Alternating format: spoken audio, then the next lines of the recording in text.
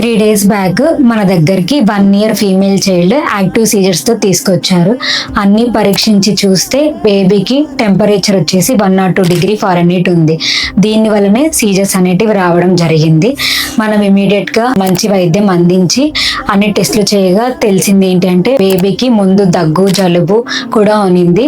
X ray చేసి దాంట్లో నిమ్ము కూడా చేరింది. బేబీకి రక్త పరీక్షలలో హెచ్పి వచ్చేసి 7.8 ఉంది. బేబీస్ కి కొంచెము ఫుడ్ సరిగ్గా తీసుకోకపోవడం వల్ల ఐరన్ డెఫిషియన్సీ అనీమియా అంటారు. అది రావడం వల్ల ఏమవుతుందంటే వాళ్ళకి ఇమ్యూనిటీ తక్కువ ఉంటుంది.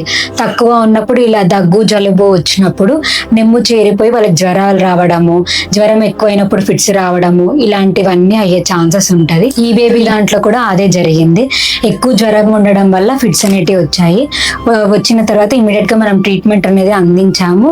బేబీకి 48 hours మనము అడ్మిషన్ లో ఉంచి చూసాము. అసలు మళ్ళీ ఫీవర్ రిపీట్ అవ్వలేదు, ఫిట్స్ కూడా రాలేదు. వాళ్ళు కూడా సాటిస్ఫై అయ్యి డిశ్చార్జ్ అయిపోయి వెళ్ళిపోయారు.